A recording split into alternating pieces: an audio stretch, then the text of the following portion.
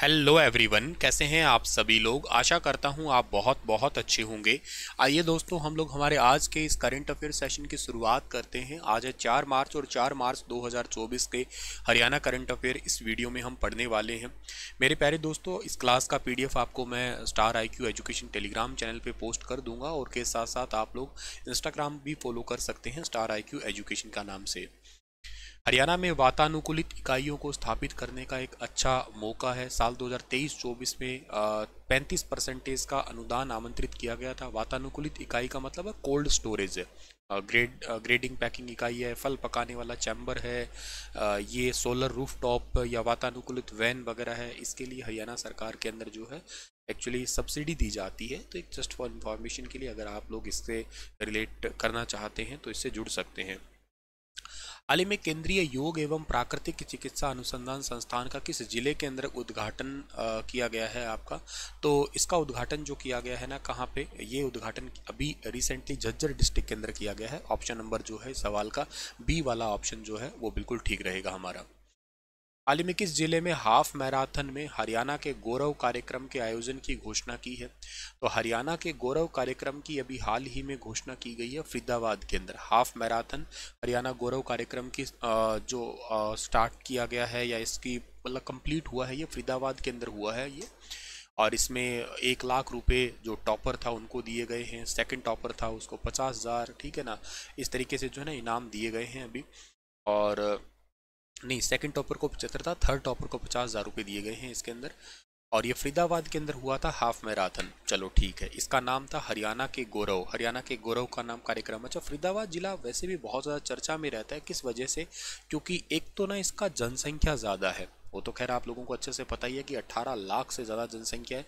दूसरा, आप इसका जो जनसंख्या घनत्व है 2443, वो आप याद करना। एक थोड़े दिन पहले यहाँ पे सूरजकुंड इंटरनेशनल सूरजकुंड मेला लगा था। और ये कब से कब तक लगा था? ये लगा था आपका 2 फरवरी से लेके और 18 फरवरी तक लगा था आपका साल 2024 का। अच्छा, इसमें आपको ये याद रखना है कि इसका उद्घाटन किसने किया था। इसका उद्घाटन किया था द्रौपदी मुर्मू ने किया था। इसके बाद में एक बात आप और याद रखिएगा कि इंटरनेशनल सूरजकुंड फेयर का इस बार का थीम नेशन कौन सा था? थीम नेशन, तो थीम नेशन इस बार का था तंजानिया, ठीक है ना, अफ्रीकी देश तंजानिया। हालांकि 50 और देशों ने भी भागीदारी दिखाई थी इसमें साथ में ही। और के साथ साथ जो है ना इसमें थीम स्टेट कौन सा था? तो थीम स्टेट इसके अंदर इस बार था गुजरात था, ठीक है। सवाल पूछा जा सकता है, अच्छे सवाल बनते हैं। 1987 से सूरजकुंड मेला जो है वो लग रहा था। इस बार का 37वां सूरजकुंड मेला था, ये याद रखना आप लोग, ठीक है। अच्छा, इसके अलावा हरियाणा के अंदर सबसे ज़्यादा ट्रैक्टर उद्योग अगर पूछ लिया जाए तो आप लोग इसी जिले को ही याद कर लीजिएगा। फरीदाबाद जिला जो है ना ट्रैक्टर उद्योग के लिए, ट्रैक्टर के लिए सबसे ज़्यादा फेमस है। के अलावा हरियाणा के अंदर आपसे ये पूछ लिया जाए कि कौन सा ऐसा जिला है जिसके अंदर रेफ्रिजरेटर उद्योग सबसे ज़्यादा है, तो रेफ्रिजरेटर उद्योग भी याद करें तो आप लोग फरीदाबाद जिले को ही याद करेंगे। और के साथ साथ जो है ना हरियाणा में ये बहुत ज़्यादा प्रदूषित शहर भी माना जाता है, ठीक है, फरीदाबाद। क्योंकि जाहिर सी बात है, यहाँ पे इतनी ज़्यादा जनसंख्या है और एरिया भी बहुत कम है, तकरीबन 741 पॉइंट समथिंग, आप 742 भी याद करें राउंड फिगर। तो इतना कम एरिया है, लोग ज़्यादा रहते हैं, तो पॉल्यूशन तो अपने आप में खैर बढ़ना ही था, कॉमन सेंस की बात है वो तो। खैर, चले आगे जाते हैं और अगला सवाल हमारे पास में आता है कौन सा, कि हरियाणा भवन में भारतीय पुरातात्विक विभाग और हरियाणा सरकार के बीच अभी रिसेंटली समझौता ज्ञापन पर MOU हुआ है। इस MOU के तहत किस जिले के पास ऐतिहासिक स्थल अग्रोहा की पुरातात्विक खुदाई होगी। तो अग्रोहा पड़ता है कहाँ पे भाई? ये पड़ता है हिसार के अंदर पड़ता है। हालांकि बहुत इंपॉर्टेंट एरिया है और इसको एक्चुअली बहुत अच्छे तरीके से ग्रो अप करने की भी सरकार कोशिश कर रही है। थोड़े समय पहले डिमांड हो रही थी कि अग्रोहा के अंदर रेलवे लाइन है वो उसको लेके आया जाए, लेकिन जो कमल गुप्ता है, जो शहरी विकास मंत्री है हरियाणा के अंदर, उन्होंने कहा कि ज़रूरत नहीं है क्योंकि हिसार से थोड़ा ही दूर है।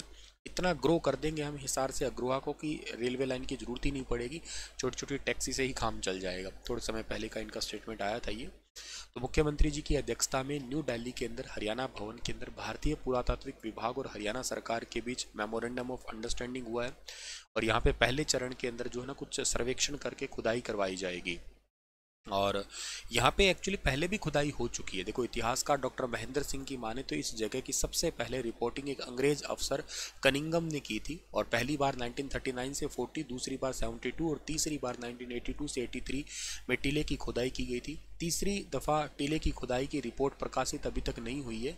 यहाँ 3 लेयर मिली है। सबसे ऊपर की लेयर सिख और राजपूत, बीच की लेयर अग्र और कबीले जो योद्धा वगैरह थे उनसे, और तीसरी लेयर बौद्ध और जैन धर्म से संबंधित मानी जाती है।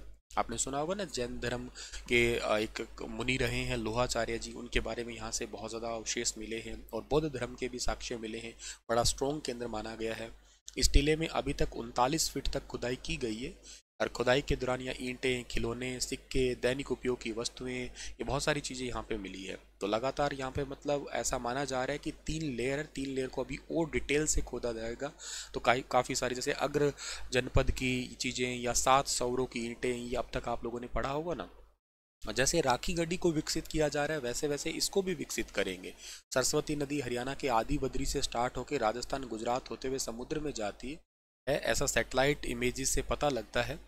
और हरियाणा के अंदर जैसे फतेहाबाद का कुनाल है, बिरडाना है, बनावाली है, हिसार का राखी गढ़ी है, ये सरस्वती के किनारे बसे स्थल थे।